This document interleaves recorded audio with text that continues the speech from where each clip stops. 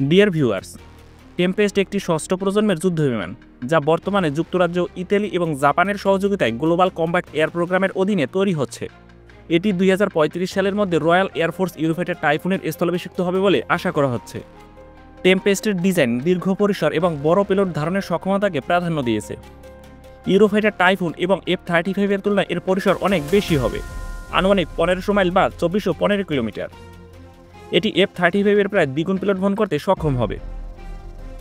Leonardo SPA এই বিমানের জন্য উন্নত সেন্সর, ইলেকট্রনিক্স এবং এভিওনিক্স তৈরি করছে। এটি একটি শক্তিশালী রাডার সিস্টেমের সাথে সজ্জিত হবে, যা বর্তমান সিস্টেমের চেয়ে 10,000 গুণ বেশি ডেটা সরবরাহ করতে সক্ষম হবে।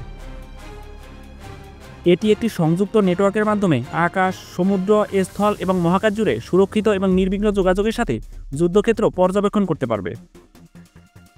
এটি উন্নত স্টেলথ প্রযুক্তি, রাডার ক্রস সেকশন রিডাকশন ব্যবহার করবে, যা এটিকে শত্রু রাডার থেকে লুকিয়ে থাকতে সাহায্য করবে। এর ডিজাইন এবং ব্যবহৃত উপকরণগুলো যেমন রাডার, ইনফ্রারেড, অ্যাকোস্টিক এবং ইলেকট্রোম্যাগনেটিক ডোমেন জুড়ে মাল্টি স্পেকট্রাল স্টেলথ নিশ্চিত করবে।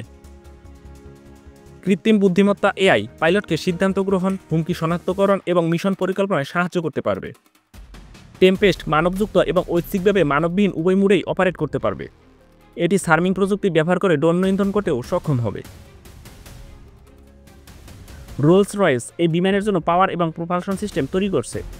টেম্পেস্টের একটি অভিযোজিত চক্র ইঞ্জিন ব্যবহার করবে, যা এটিকে বিভিন্ন গতিতে সর্বোচ্চ দক্ষতা এবং থ্রাস্ট প্রদান করতে সহায়তা করবে।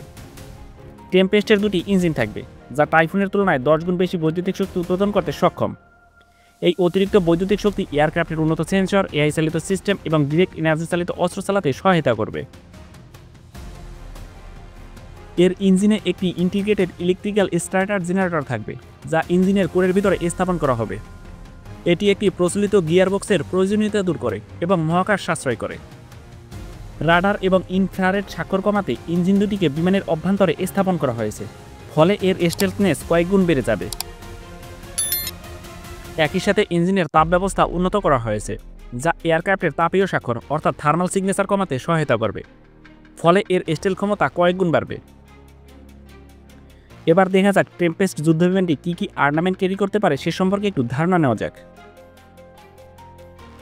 এই ষষ্ঠ প্রজন্মের বিমানটিতে থাকবে হাইপারসোনিক মিসাইল সহ নতুন প্রজন্মের সব অস্ত্র সিস্টেম, এবং একই সাথে থাকবে ইলেকট্রনিক্স ওয়ারফেয়ার এবং ডিরেক্টেড এনার্জি ওয়েপন্সের মতো নন কাইনেটিক ইফেক্টরগুলোর সাথে জড়িত থাকার সক্ষমতা।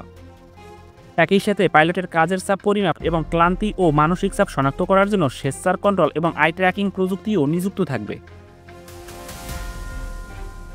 টেম্পেস্ট ফাইটার জেটটি শুধুমাত্র শক্তিশালী ইঞ্জিন এবং উচ্চগতিই নয়, বরং আধুনিক AI, স্টেলথ প্রযুক্তি, উন্নত সেন্সর এবং বিপুল বৈদ্যুতিক শক্তি উৎপাদনের সক্ষমতা নিয়ে ভবিষ্যতের বিমান যুদ্ধে এটি যুগান্তকারী পরিবর্তন আনবে বলে ধারণা করা হচ্ছে। বন্ধুরা, আজ এ পর্যন্তই, দেখা হবে নতুন কোনো ভিডিওতে। সে পর্যন্ত সবাই ভালো থাকুন, সুস্থ থাকুন।